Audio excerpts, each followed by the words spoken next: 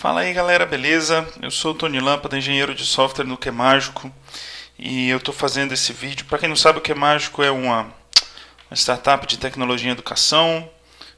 Esse site aqui, qmagico.com.br. A gente vende software para a escola. Por coincidência apareceu eu aqui na foto. Eles ficam trocando essa foto aqui.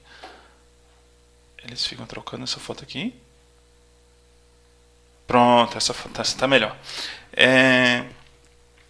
A gente vende software para a escola com um sistema que a gente quer, revolucionar a educação no Brasil. Mas o vídeo hoje é para falar sobre tecnologia. Acho que bastante gente sabe que o QMágico usa AngularJS, né? Então esse videozinho é para dar algumas dicas de produtividade que a gente foi aprendendo aí nessa caminhada de AngularJS e de outras coisinhas também. Então, eu acho que é legal para compartilhar a experiência aí. A primeira dica que eu quero dar não é nem sobre AngularJS em particular. É mais assim, uma boa prática que serve para qualquer time que desenvolve software, na verdade, né? Por exemplo, quando você trabalha num projeto web, né, isso aqui é a pastinha do QMágico. Eu estou no Windows aqui, eu não uso Windows não, tá? Eu estou usando o Windows aqui porque, enfim, eu tive que dar boost no Windows e acabei que caí nele aqui. Enfim, mas até legal porque dá para ver que algumas das coisas que normalmente funcionam em Linux dá para fazer funcionar em Windows também. Então essa aqui é a pastinha do nosso projeto, no QMágico, a aplicação web, ela roda, tem um back-end Python que roda no App Engine e um front-end todo com AngularJS e tal, né? E aí, poxa, um projeto complexo, você tem um comando para rodar teste unitário, um comando para subir o servidor e tal, e aí você tem uma equipe de 10, 15, 20 pessoas trabalhando no projeto. Aí quando você vê, as pessoas começam a criar uns comandinhos, né, uns atalhos. Eles, por exemplo, roda teste, né, e ele já roda todos os testes, a pessoa não tem que ficar decorando. Cada um cria o seu atalho diferente, e isso dá produtividade para a galera, né, isso é bem legal. Mas, poxa, será que não dá para a gente colocar essa produtividade dentro do próprio projeto, né? Comitar essa produtividade no código? Então a gente fez isso aqui no QMágico. Então eu criei, por exemplo, esse arquivinho aqui, esse QDev aqui. É um shellzinho, né? É um script shell, é um bash. Tem várias funçõezinhas aqui. E eu posso simplesmente chegar no meu shell aqui e importar ele, né? Dito ponto. Ponto serve você importar as funções no shell. Ponto, roda o arquivo aqui, ele importou várias funçõezinhas, uma delas essa QHelp aqui, né? Tem outras aqui, por exemplo, do run, tal, não sei o que, mas enfim, o QHelp, ele imprime uma lista de atalhos, né, que já estão importados aqui no meu shell. Isso aqui já serve como uma documentaçãozinha do projeto, né? Quando chegar um cara novo na equipe aqui, o cara já tem uma listinha dos comandos que dá para rodar, né? Poxa, eu consigo rodar os testes JavaScript da estante, seja lá o que isso quer dizer, JSEM tab O, beleza, né? Isso aqui é uma mão na roda, né? Eu acho que esse tipo de coisa chega a ser mais útil ainda para uma empresa que tem muitos projetos e às vezes tem empresa que é uma software house e vende software há mais de 10 anos, tem 50 clientes, 50 projetos diferentes, cada projeto criado numa época diferente, com tecnologia diferente. Já pensou se você pudesse simplesmente colocar um desenvolvedor num projeto novo e o cara chega lá e digitar um helpzinho desse aqui, como esse, e já ter, né, já tá mais ambientado sobre como ele consegue botar o projeto para rodar e tudo mais, né? Então acho que essa é uma dica que é uma bobeira, né? É fácil fazer isso aqui, bem fácil, mas que dá bastante produtividade embutida no próprio projeto, né? Então essa é a primeira dica que eu queria dar, tá aqui o QDev, esse do run, que é até legal que ele, por exemplo, quando eu mandei rodar os testes do JavaScript aqui, ele chamou esse do run e aí ele imprime esse verdinho aqui, né? Olha, finalizou em X milissegundos, acho que esse X aqui não funcionou. Mas enfim, né? Beleza. Essa é a primeira dica, né? A segunda dica é, bom, obviamente usar AngularJS. Então, Se você está vendo esse vídeo, provavelmente você já sabe do que se trata, né? Se você precisa se aprofundar mais em AngularJS, tem esse curso aqui que é muito bom, tá? Fazendo um jabá aqui, que é um curso que o Tony, não o que é mágico, Tony, vendo aqui na internet. Tem um mini curso gratuito, já dá um bom V0, né? Então, a outra dica é usar o AngularJS. E uma outra coisa que a gente está fazendo e que está começando a se mostrar bastante útil é ter um catálogo das diretivas que a gente cria, dos componentes que a gente cria, né? Então, por exemplo, aqui a gente tem um site interno nosso aqui, que é o docs.qmagico.com.br. Bom, ele é protegido por senha, tá? Não entra aqui sim direto não, porque eu já tinha entrado antes, mas enfim. E aí a gente consegue ter um catálogo nesse site aqui, né, de alguns componentes. Então, por exemplo, aqui tem um componente SVG e MG, né? Como que eu uso ele? Olha só, o código desse exemplo aqui é esse HTML aqui, pá, né? Eu tenho um outro aqui que é a biblioteca de conteúdos, e eu consigo abrir aqui um exemplo de como funcionaria a biblioteca dentro do QMagico. Se eu expandir esse negócio aqui, né? Como que eu coloco a biblioteca na tela, né? Tem um pouquinho de JavaScript, tem um pouquinho de HTML, e eu uso esse componente aqui, Instant Library, né? Então essa aqui é uma página de teste. Essa aqui é uma página de teste que serve tanto para testar quanto para documentar como é que usa esta diretiva aqui, Instant Library, que é a biblioteca dos conteúdos que a escola tem acesso e tudo mais, né?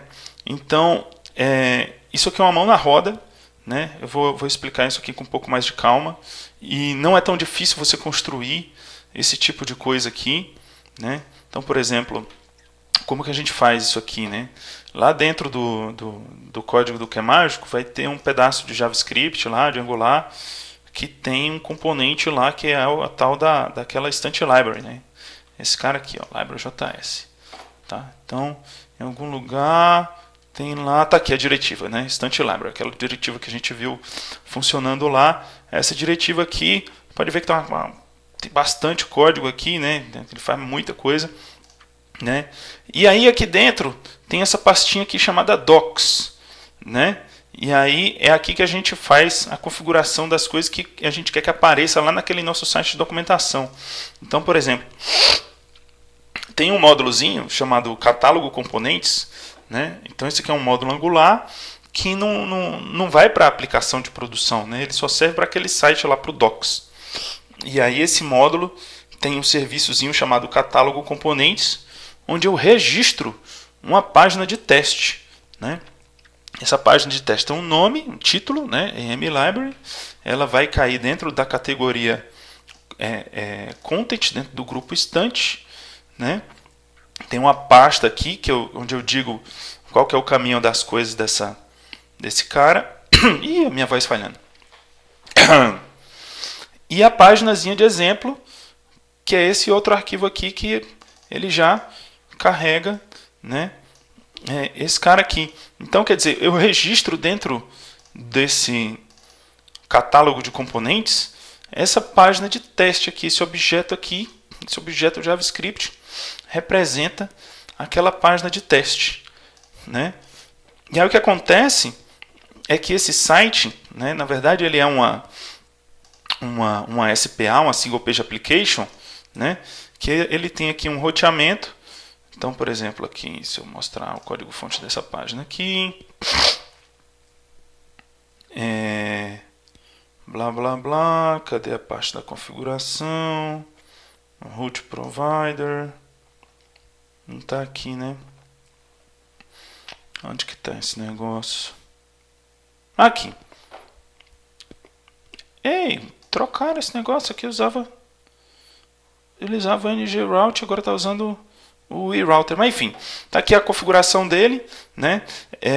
Isso aqui é a configuração das rotas, né, do Angular, que diz, olha, quando vier uma URL desse tipo aqui, barra categoria barra título, então você manda para esse cara aqui, para esse template, include HTML com esse controller aqui, né? E é justamente isso que essa rota está pegando aqui, né? Barra categoria barra title, né? E aí ele vai para aquele template lá, né? Enfim, aquele site fica dentro de developers aqui no nosso código. Ele manda para esse include, né? E o include, deixa eu ver, ele em algum lugar ele faz um ng include do exemplo, ó. Tá vendo?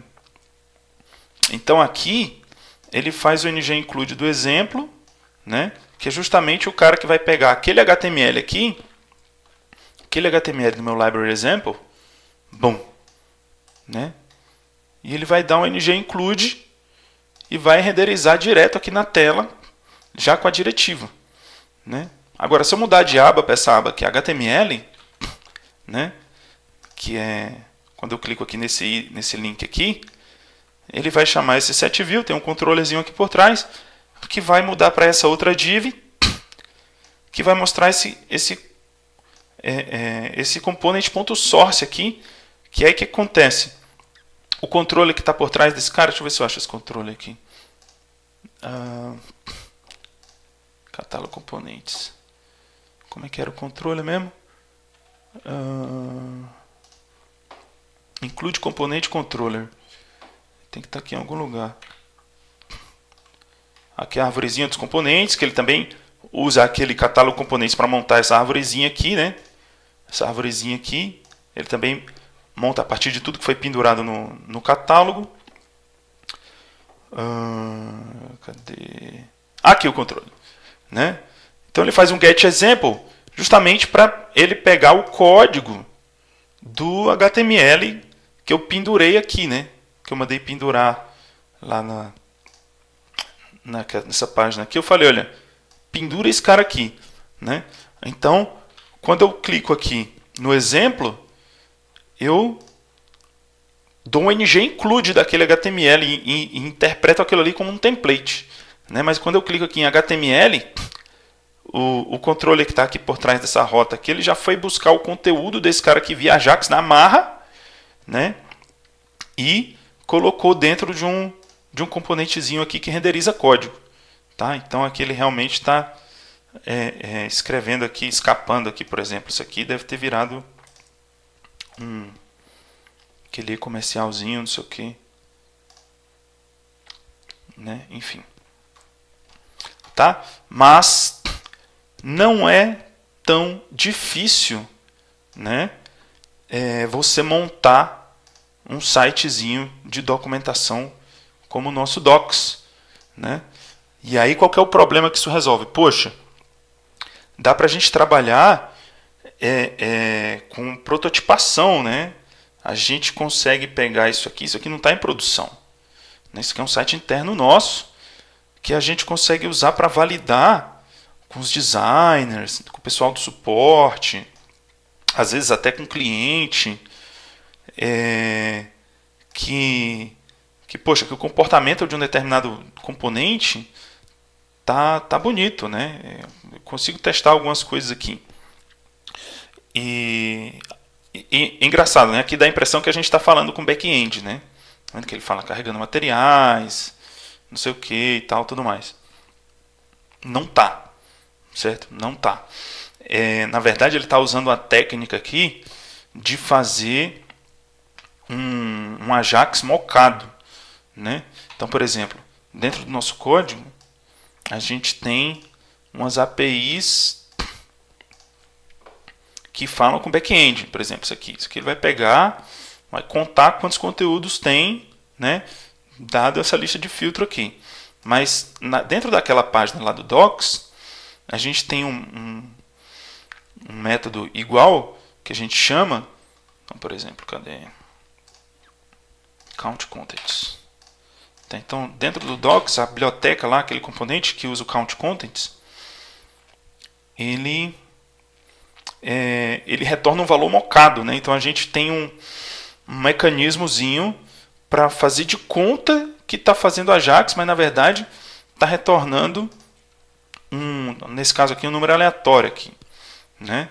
Ou então aqui, esse cara aqui, listar os autores de conteúdo. Ele está retornando um objeto hard-coded, né? Essa técnica ela está explicada um pouco melhor lá no mini curso.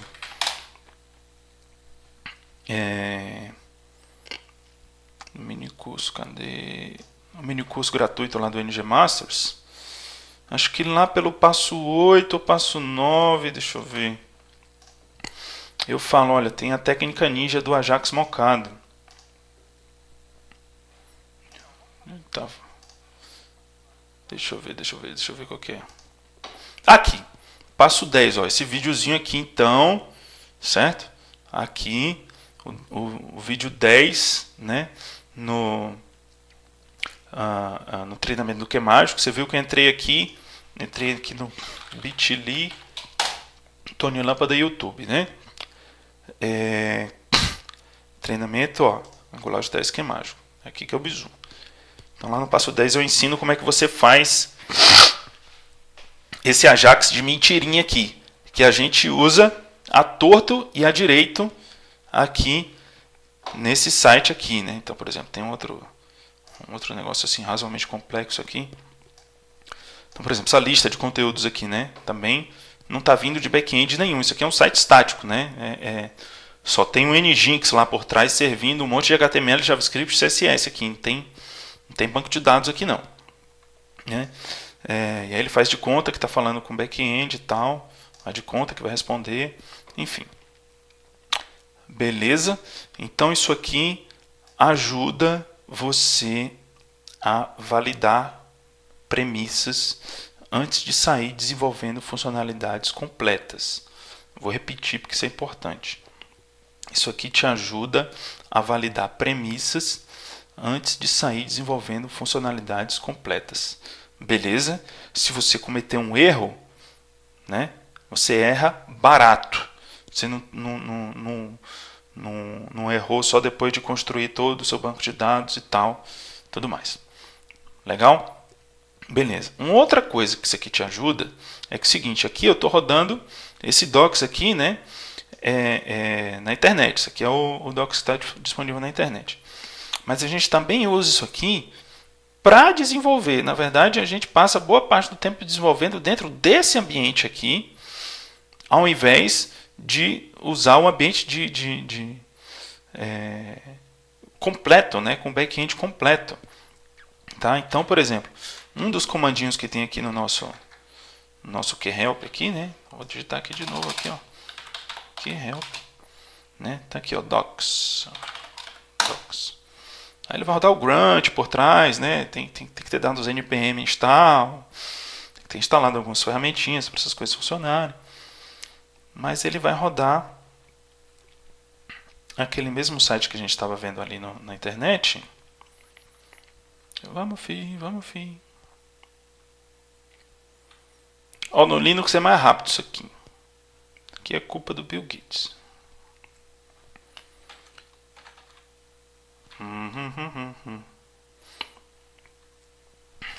Vamos aí.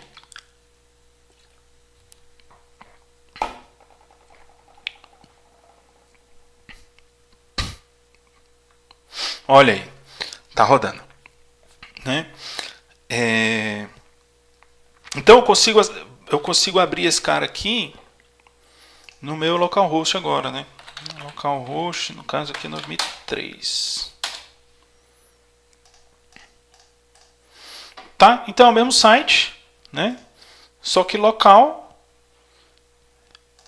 E por que isso me dá produtividade, né? Então, por exemplo, aqui vamos supor que eu quero mexer no componente do vídeo, né? Tem um vídeo aqui, tal, beleza. O vídeo tá zoado, mas eu quero mexer aqui na descrição aqui, né? Eu quero escrever descrição com D maiúsculo, né? Então eu tenho que achar aqui o código desse cara aqui. Cadê? src stat components content video video view. Tá aqui ele. Olha só, presta atenção. Salvei, F5, cliquei no vídeo. Descrição maiúscula. Certo? Você está entendendo o que eu quero dizer com produtividade aqui? Você salva e dá F5, né? Eu não tive que compilar JavaScript, que rodar nenhuma build e nada. Por quê? Porque esse ambiente aqui que eu estou rodando, né, ele está olhando para os meus arquivos fonte, pelo menos a parte do Angular, o CSS a gente não conseguiu resolver isso direito ainda, porque tem que compilar com o Sass. Mas pelo menos o JavaScript, cadê? Aqui, blá blá blá. Ele está olhando direto para o meu SRC, tá vendo aqui, ó? SRC JS, e aí, quer dizer, toda mudança que eu faço aqui em JavaScript, HTML, é só eu dar um F5 aqui, e isso dá uma baita de uma diferença de produtividade na hora que você está criando componentes em AngularJS, porque você pode usar o próprio site aqui da documentação como seu ambiente de teste, né? Então isso é bem legal. Outra coisa legal também é que, por exemplo, aqui, né, em particular essa outra páginazinha de teste aqui, né, que é esse instante content 2, a gente tem umas opções a mais aqui, além do exemplo, eu tenho aqui esse JS e esse usage, né? Então o JS ele faz com que eu tenha dois exemplos, na verdade, né? Um HTML, que tem esse monte de exemplo aqui, deixa eu fechar esse cara aqui para dar mais, para ver melhor. Abre assim, pronto, né? E aí dá para dividir, beleza? Então veja que ele está lendo o próprio código que ele está rodando, né? Isso que é legal, não tem, é totalmente dry aqui, totalmente don't repeat yourself. E o usage é só um arquivinho MD aqui, que você pode escrever um pouquinho de documentação a mais sobre o que as coisas fazem, né? E sobre como usar, quais são os parâmetros que tem que passar. Por exemplo, você tem que passar tem que usar esse componente aqui, tem que passar esse parâmetro, tal. Isso aqui é um monte de opção, e as opções tem essa possibilidade, tal, não sei o que. Beleza? Mão na roda isso aqui, né? Então deu um pouquinho de trabalho para a gente levantar inicialmente esse site aqui, que é para uso interno nosso, né? Tivemos bastante ajuda aqui, na verdade quem tocou bastante esse projetinho de criar esse site foi esse cara aqui, o Luiz, cadê ele? SuperOak.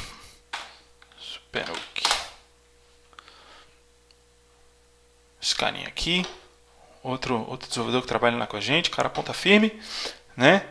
Até brinquei na hora de apresentar isso aqui, ó, desenvolvimento otimizado criado pelo SuperOak, é a sigla do Docs, a sigla carteada aí do Docs. Mas enfim, essa é a outra dica. E deixa eu ver, olha, esqueça os comandos, use AngularJS, tem um catálogo de diretivos, um catálogo de componentes, né? E tem uma outra, tá? Então aqui tem o videozinho. Eu vou fazer o seguinte, depois eu vou colar na descrição do vídeo alguns links adicionais aqui para ficar fácil.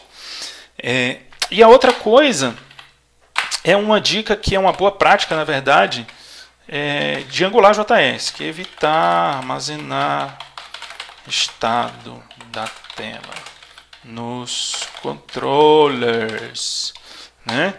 Tem um outro videozinho que eu fiz, chama Como Fazer TDD com AngularJS. Está lá também no meu YouTube. Deixa eu ver se eu acho ele aqui. Bit.ly e tal. Cadê? Aqui. Ai. Esse aqui. Esse cara aqui. Como fazer TDD com AngularJS. Né? Então, nesse vídeo aqui, eu explico um dos insights, eu acho que um dos insights mais importantes que, na minha opinião, que eu já tive sobre o AngularJS, que melhora o jeito de você desenvolver, né? Então, basicamente, se refere a você ter controllers que fazem muito pouca coisa. Então, deixa eu mostrar aqui um exemplo. Aliás, vou até pegar como exemplo um códigozinho que eu estou desenvolvendo, estou trabalhando essa semana, que é, digamos, esse cara aqui, né? Então aqui, olha só. Isso aqui é uma diretiva, né? Uma diretiva chamada mContentView. A gente viu esse cara aqui em ação ainda agora há pouco lá no Docs, né? Então você vê que esse controller aqui, ele não faz, o controle da diretiva, ele não faz muita coisa, né?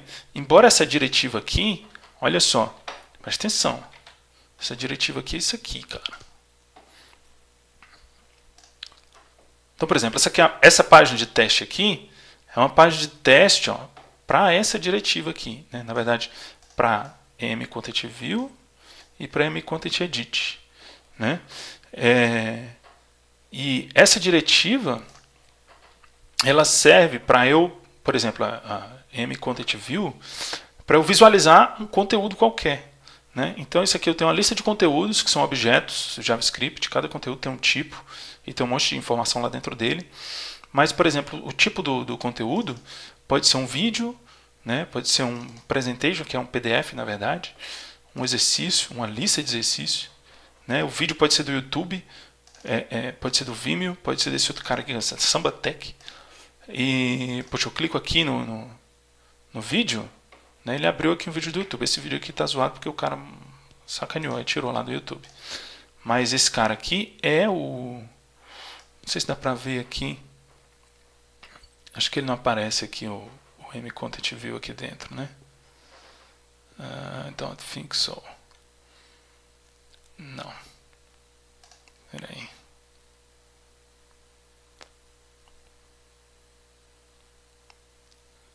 Não. Ou sim, não sei. Não dá pra ver, mas, enfim, acredita em mim que esse componente aqui, né, que tem o iframe aqui do YouTube e mais esse ver descrição aqui, é aquela diretiva mContentView. E esse aqui também, certo? Ó, carregou aqui, ó, um PDF aqui dentro dessa div aqui. E esse aqui também é o mContentView, né? O mContentView agora está mostrando um exercício aqui que eu posso responder. Oba, acertei. Posso pedir uma dica aqui, né? Caraca, posso até pedir dica no exercício, né? Tem uma lista de exercícios. Essa lista de exercícios ainda está tá quase igual ao exercício. Tá incompleto isso aqui. Isso aqui ainda é uma versão nova do componente de conteúdo. Mas aí fica a pergunta, como é que esse cara aqui, né? Essa diretiva com um código tão pequeno pode fazer tanta coisa, né? Pode mostrar vídeo, pode mostrar exercício, que pede dica e o caramba 4, isso aqui é mentira isso aqui, né? Então por quê? Porque na verdade o que essa diretiva faz, tem muito pouca coisa programada dentro da diretiva, né? Eu injeto na diretiva um modelo, né? E aí o que acontece? Esse modelo, na verdade, então deixa eu explicar um pouquinho desse código aqui. Não, tá bom. Onde que está esse código aqui, né? Então, ó, esse modelo é um serviço Angular, tá vendo? Tem um factor aqui, é um serviço. Eu tenho uma funçãozinha aqui. Eu penduro um monte de coisa aqui no protótipo dessa função, quer dizer, eu vou criar objetos a partir desse cara aqui. E esse modelo aqui, esse serviço aqui em particular, ele retorna a função, né? Veja que ele não retorna um objeto, ele retorna a própria função. E dentro da diretiva, né? Dentro da diretiva, eu tenho esse método aqui que vai instanciar o modelo e vai me devolver o modelo numa promessa. Isso aqui tem que ser assíncrono, porque na verdade, de acordo com o conteúdo, eu injeto o conteúdo na diretiva, né? Acho que estou indo muito rápido, né? Deixa eu ir mais devagar. Então, na nossa paginazinha de exemplo, eu tenho o mContentView aqui.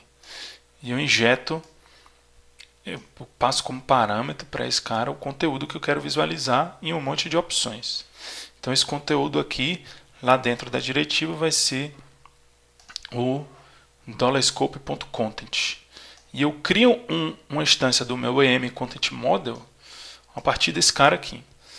E possivelmente esse cara vai ter que falar com o back-end, porque esse cara aqui pode ter só o ID do conteúdo, ele vai buscar o conteúdo lá no back-end para saber qual que é o tipo dele, se é um vídeo, se é um exercício, se é um escambau. Mas enfim, depois ele vai me devolver aqui um modelo que é uma instância desse cara aqui, né? E aí eu pego e armazeno ele no escopo. E o engraçado é que essa diretiva aqui, né, ela tem um template URL, que é esse cara aqui, mContentView.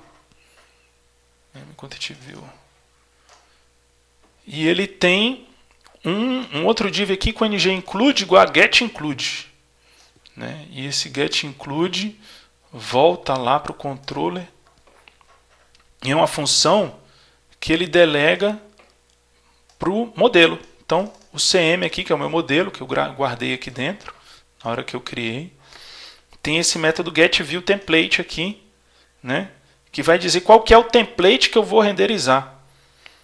E aí o que acontece, né? Esse mContentModel é só uma espécie de classe abstrata no JavaScript, e eu tenho outros tipos de modelo que estendem esse cara. Então, por exemplo, cadê o vídeo? Né? Eu tenho o Video Model, né? Então aqui eu tinha um serviço Angular chamado mContentModel que retorna uma função chamada mContentModel, que é uma classe que sabe criar algumas das subclasses que ela tem. E esse mVideoModel, né, é uma outra classe que eu estou mandando estender aqui. Então mVideoModel é uma subclasse de mContentModel. Entenda isso tudo entre aspas, né? Quem conhece JavaScript um pouco mais sabe que não existe classe em JavaScript, né? Classe é aquele jeitão JavaScript de ser. Mas enfim, o que importa é que o mVideoModel tem um getViewTemplate aqui que retorna esse HTML aqui, ó, mVideoView. Está aqui ele, né? Então isso aqui é o template que vai ser ngIncludeado dentro do mContentView a hora que você abrir ele com o vídeo. De maneira semelhante, esse outro template aqui é um outro template que também vai ser ngIncludeado dentro da mesma diretiva. Sendo que tanto esse template aqui, né, mVideoView, né, quanto esse outro template aqui, que é de visualização de vídeo, quanto de visualização de exercício, eles têm acesso a essa variávelzinha CM aqui, que é o Content Model, né, que é um modelo que está pendurado no controle da minha diretiva, né, a minha diretiva pendurou lá scope.cm. Então esse cara aqui, né, o meu template customizado para cada tipo de conteúdo pode acessar ele.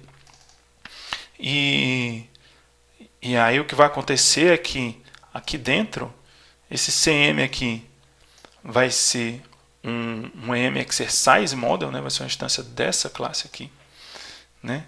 Mas aqui dentro, esse CM aqui vai ser uma instância dessa classe aqui, dessa classe mVideoModel, né? Então eu consigo fazer até uma espécie de herança aqui entre com os componentes do Angular, né? Quer dizer, eu precisava disso realmente para eu ter a parte do comportamento que eu quero que seja comum para todos os componentes, para todos os tipos de conteúdo, por exemplo, independente do cara estar assistindo um vídeo ou estar com um artigo aberto, né? Isso aqui é um artigo, né? Um article. Tem um comportamento que é comum. Eu quero que o componente faça uma contagem de tempo para dizer quanto tempo o cara gastou com esse conteúdo aberto, né? Então esse comportamento é comum para todos os conteúdos. Então isso aqui fica dentro do mContentModel, né? Na superclasse lá tem uma hora lá que ele dá um start viewing, cadê? E que ele começa a contar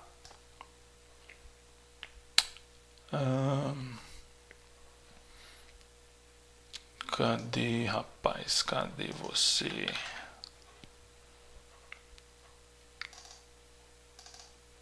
Tá aqui, M Content Visibility, né? Então esse cara aqui, na hora que ele começa a iniciar, que ele começa a visualizar esse conteúdo, ele manda começar a contar o tempo, né? Isso acontece para qualquer tipo de conteúdo, se for vídeo, se for artigo, tal.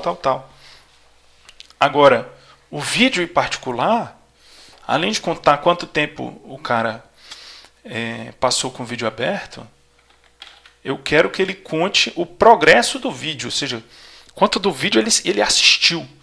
Então lá dentro do M Video Model, né, ele sobrescreve a função do Start Viewing aqui, né, ele faz a mesma coisa que o Super faz, mas ele também cadê? Ele ele pega o player aqui, iniciar e tal. Ele também inicia um novo contador, né? Um novo contador, um outro tipo de contador. E esse contador é de vídeo.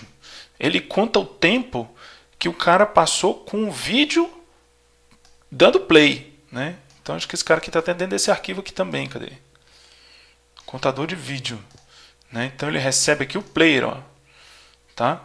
Então ele só conta se o vídeo estiver tocando. Então eu consigo realmente ter esse tipo de flexibilidade com o Angular, né? Então você trabalhar com esse tipo de coisa, né? Veja que aqui eu não estou usando escopo em lugar nenhum, né? Se fizer um Ctrl F aqui, ó, Ctrl F, $scope, né? Não tem controller aqui, né? Isso aqui é um bando de serviço. No Video Model, você vê aqui no Content Model, Ctrl F, Scope, não tem, né?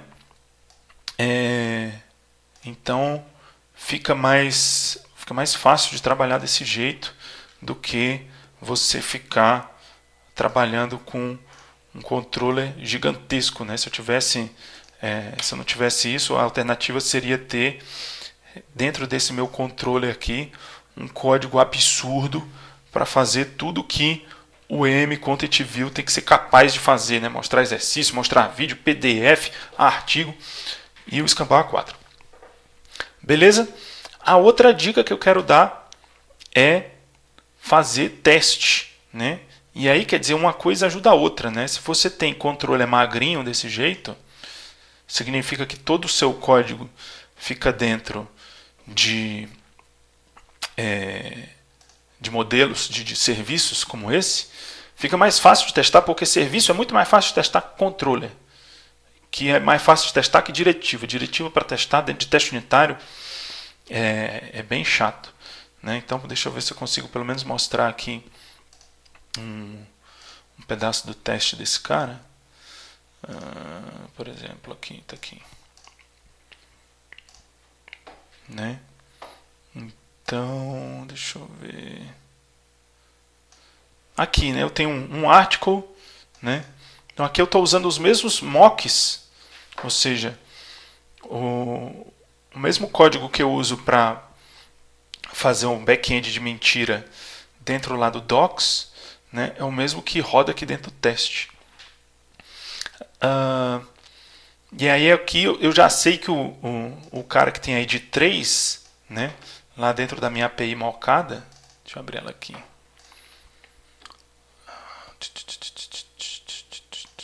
Então, tá aqui, esse aqui é 1, 2, 3. Eu já sei que esse cara aqui é um article, né?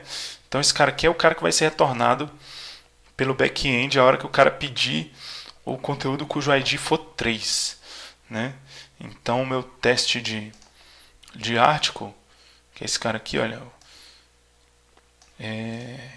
isso aqui é um teste, uma regra de negócio do componente de visualização de artigo, né?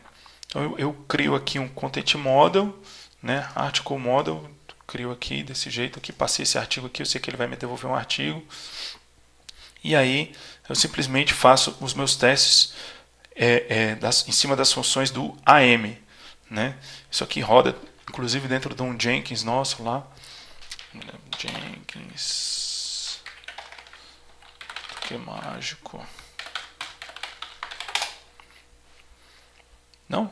Não? Ah, o nosso Jenkins é com G.